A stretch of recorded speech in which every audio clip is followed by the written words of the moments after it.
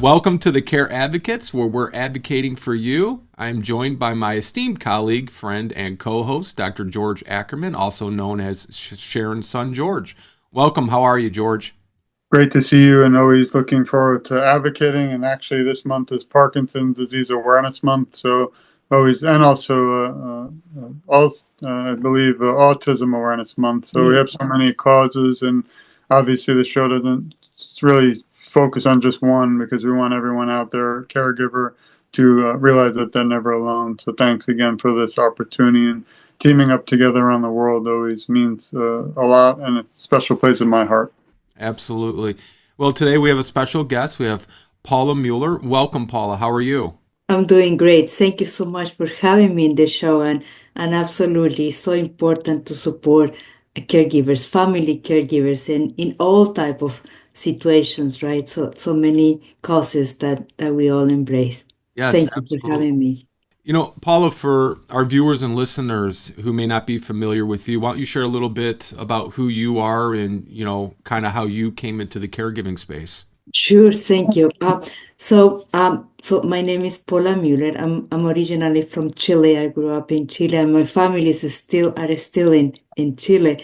But caregiving is something that comes natural. I think this is very similar to many Latino families where we all care from each other. So I was very close to my family, but particularly to my grandmother, and we care for her. My mom particularly was the primary caregiver for my grandmother who lived with Parkinson, but also she developed Alzheimer's as a consequence of her Parkinson.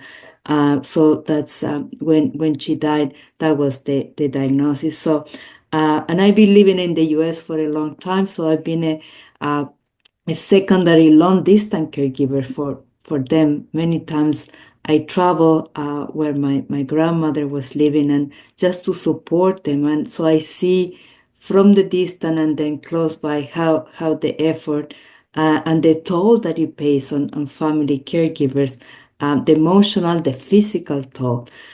Now, recently, in the past 5 years, my mom again assumed a role, but this time for my father, who was diagnosed with Alzheimer's. So again, I'm observing that firsthand, the toll, and then as you may have heard many times, Alzheimer's is a difficult and different disease because the person may be physically well, but just the forgetfulness, the mood changes, it make it very difficult. And then this time around, my mom is 20 years older, so that is also have a toll on her. So my experience is not different than many others. So thank you so much for raising awareness on this important theme of supporting family caregivers. Oh, it's our pleasure, Paula. And as you may have heard in the past, and we talk about all the time with dementia, you've only seen one person when you've encountered somebody with dementia because it affects everybody so drastically differently. And the other difficult part of the disease is, as you mentioned, you can visually see somebody and our minds play tricks on us. They look okay, so they must be okay. And as we all know, that's not often the case. So, thank you for what you're doing and for advocating for family caregivers. Now, I'm going to start us off here before we go to George. And I just want to talk about the importance of connection when you're a caregiver, caring for a loved one. Oh, it's so important that you feel that you're not alone. So keeping that connection, that bond with even across long distances is so important because very often is that you are limited, right? I mean, I'm talking about the situation of an Alzheimer's disease where the caregiver, it's so vital for that person living with dementia that they are limited on doing things because they cannot leave their loved ones alone. So having that connection, that socialization, that you touch base on them on regular basis is so important for their mental health, which has a toll in a disease like Alzheimer's and dementia. So this bond just just the fact that you touch base with them, that they can reach out to you at any time, is so important. It's also for mental health and for brain health. We are social beings, so keeping that socialization, that connection all along our life. And even in the case of dementia, even when someone is living with dementia, they still feel that they are connected, going back to the memories, things that they bring them joy is so important. So we cannot emphasize enough the importance of connection. Well, and I think it's fair to say too, when you're talking about connecting and socializing, it's as important for the caregiver as it is for their loved one. The loved one needs that connection. They need socializing because, as research has shown, stimulation is crucial when you're dealing with somebody with dementia. The days of thinking they could just sit in a room, stare at a TV, that's not providing any sort of benefit to them. And it can actually aid in the progression of the disease. But having them engage, interact, connect, socialize, there's a multitude of options available now. I think we've all become connected through the pandemic, through, all these video services, online apps, and, even your local community centers and senior centers. There's a wealth of resources for them to stay engaged and stay active, and excuse me, and the socialization as well. Having that feeling of touch and connecting with somebody and seeing a smile. It's just as important for the caregiver as it is for their loved one. What's your and thank you so much for bringing that up, because you are absolutely right that just staying basically staring at the television or not doing anything, it actually affect and increases the progression of the disease. There is, as you mentioned, research that had validated that even when you have mild cognitive impairment or even dementia, if you keep that socialization, that would slow the progression of the disease. You're building neural pathway that allows you to basically stay engaged and decrease the progression of the disease. It varies for every person, but the evidence is there, which is so important. Yeah. And then the mental health for the caregiver is equally important. Yeah, thank you. And, Paula, you had mentioned, you're from Chile, you're Chilean. What are you seeing here in the States? And I mean, you've been here a long time, but, you still have your family back there. You said you're, helping with long distance caregiving and things like that. What are you seeing the differences between like Chile and the United States as far as it goes with care advocating and resources? Is there a big difference? Is it very similar? So the actually is there are many aspects to that. The situation is different in the sense, and this is different also for the Latino communities here living in the US. The Latino communities tend to be very much strong supported, and they take the responsibility of caregivers. So they are the ones that basically take care for their elders, and they take it as a responsibility. Also, I observe, and this is something that in my opinion should change and is changing, that it are also in many cases they don't talk too much about the disease. And then particularly I'm talking about Alzheimer's and dementia, but even other mental diseases. Latino families and in South America, they don't talk too much. And I think that is not appropriate, because it also adds a toll, because you're trying to avoid situation until it's probably too late. And I think normalizing mental health, normalizing diseases like dementia is adequate, because it helps you be more spontaneous and go about your life and search for resources. Sometimes you search for resources when it's too late. So I think those are one of the things that I observe.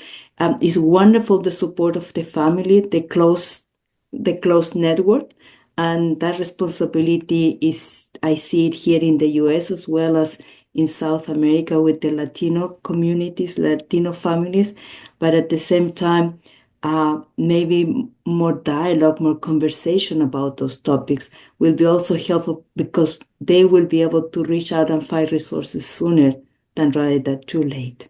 And I agree fully with everything you're saying. And I think it's even that case here with some of our Latino communities in the United States. One of the companies that I am the brand ambassador for, their product is being, utilized in many trials in a lot of universities in helping to gain access to care and access to resources. So I think hopefully we'll see a lot of strides being made. These are some wonderful trials. I can't say too much about it because they are trials right now, but it's targeting the underserved population and specifically Latino communities to help them gain access to some of these resources that they may otherwise not have had access to. And it's a remarkable program. I'm looking forward to discussing that and sharing that in the future. Before I go to my good friend George, I do want to mention that George has a new book out. And I'm going to let him share a little bit about that, Paula, before he takes over. Thanks, both of you. And very interesting. I'm always, no matter how many degrees you have, you just keep learning every day. So, yeah, I mean, I don't have it with me, unfortunately, but it's called An Empty Seat at the Table.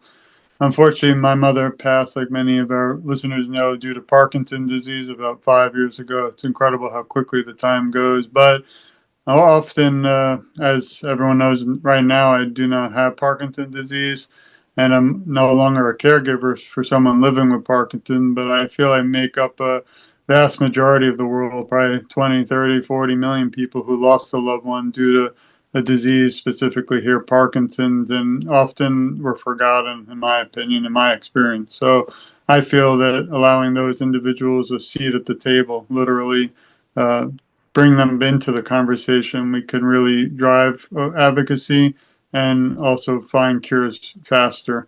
But until then, a lot of foundations, organizations, although I love them all, just don't seem to have a seat at the table for me. And I feel my mother still matters and we still have a voice. And that's really what the book is about. It has two meanings. There's an empty seat, unfortunately, at our family table now because of our loss. But many times I feel I've had an empty seat at the table of conversation. And obviously and reasonably, we want to concentrate on those living today and their caregivers. But I don't think we should close the door to the people who lost loved ones as well. No, thank you for bringing that. I think the grief process and basic. I mean, I think it never ends, but the experiences of someone going through the caregiving process after their loved ones is not here anymore, physically, because I think you always feel them with you. I mean, I still feel that I'm talking with my grandmother. I mean, she was so important to me that I think, please excuse me, George, but I can feel that you feel your mom also very close, and her image and what she meant to you is the force that basically impulse you and motivate you to keep your advocate work. Yeah, well, I appreciate it, and hopefully it'll get out to the world. I wanted to turn back to the show for a moment, and you've both discussed socialization, which is so important. But as we age, and for myself, everybody, it's just certain things are definite. We're going to age, but cognitive issues come about. I know with my mother, unfortunately, I saw a strong, independent woman, only 69. And after 15 years of Parkinson, but really the last 4 years, everything started declining terribly. How do, in your opinion, caregivers deal with seeing their loved one with the cognitive types of loss? And after that, maybe you can touch on the incredible, inspiring work you're doing with CareLink 360. Thank you so much, George. That is the hard part. I see that on my mom. I see that on my dad as well when I have the opportunity to interact more directly with him. Cognitive decline is it's hard. I mean, sometimes the physical you have. I mean, it's not that will compare cognitive decline with pain. Pain is very stressful and hurts and all of that, but somehow you can pinpoint it, and it's something that you can conceptualize, and you said, okay, this is the disease. But what I have experienced seeing it from my mom's side, and from the people that I support in the different support groups that I've been involved, is it's hard to understand, and it's a little bit heartbroken because you see the vulnerability on the other person when they can recognize that they are losing those cognitive abilities, the fear, the insecurity, the uncertainty. How do we help them feel safe when they know that they are losing those capabilities? And that is very heartbreaking. As a caregiver, to see your loved one that is not the same, the wholesome self like they used to be. But then on the same note, you try to cope, and your objective is just to bring them joy and try them to feel comfortable and safe in the best way that you can. It's not easy, and it's not easy because sometimes there are these uh, behavioral changes that appear because of their own self of insecurity. But like we were talking Lance before, the socialization is so important, but also the cognitive stimulation. We as learning a new language, learning a new job, a new hobby, just forcing ourselves to strengthen our brain is so important as much as we can, because that built up brain reserve, cognitive reserve, and what it is just to create new pathway in our brain that when one portion in our brain is declining, then the other pathway have been built, and then we can cope with the deficiencies that may appear.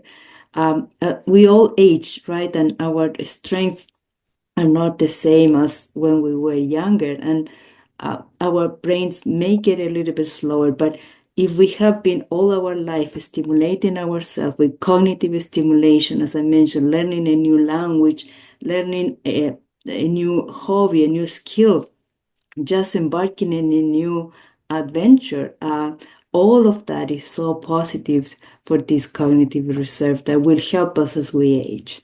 Yes. Thank you. And then maybe just a follow-up is, can you tell us, what new projects and things you've been working on from CareLink 360 and how the viewers can also Oh, thank you reach you? so very much for the opportunity to tell you about our work. We started CareLink 360 because the motivation was how can we bring that connection with person, especially with older adults. And in particularly, I'm thinking always about older adults who find it very difficult to operate the mainstream technologies.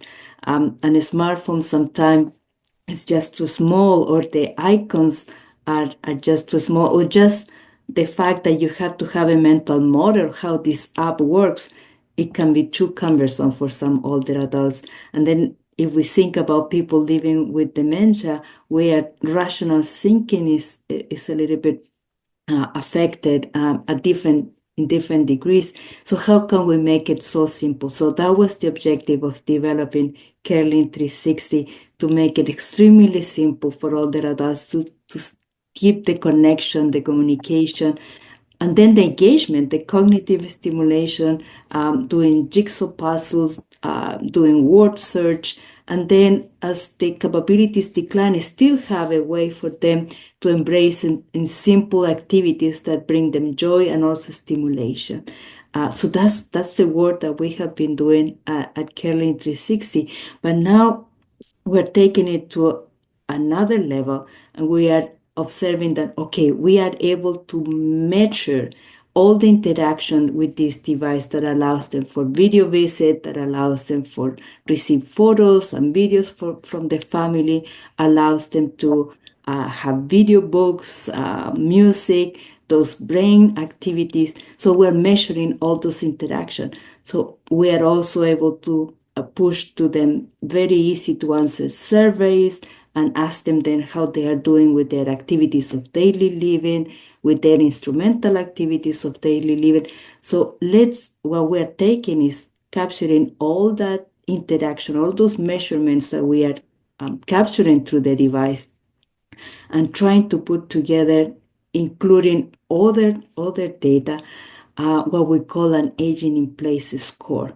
So can we take all that data and evaluate it and basically make an assessment and come up with a scoring number that allows us to track that person over time and see how they are performing, how they are interacting, how they are evolving in their life. Are they at the same level, are maintaining their cognitive stability, or are they declining? And therefore, can we make suggestions to the families and care providers? May they need a little bit more help. Probably it's time to introduce some hours of home care, or probably some type of therapy. This is what we're very excited, trying to add and enhance the capabilities of our device with other information that we may be collecting, and try to come up with this score that allows us to objectively, as objectively as we can, be able to evaluate how that person is on their aging journey, and try to help them with the objective at the end to have the best quality of life possible where they are in that process of their journey. We're very excited that we also partner with a company called CADDCT, and through them we're also able to capture through voice biomarkers, which allow us to identify if that person, what is the level of anxiety, stress, depression, and even some alerts of their cognitive. So if there are if it is required a further evaluation for cognitive impairment. So with those biomarkers, we are also enhancing all the data that we're collecting about this older adult, and we are really thinking that by incorporating machine learning and artificial intelligence, and basically mixing all those sources of information, we can come out with an evaluation and a score that allow us to help families to identify where that older adult is in their aging journey.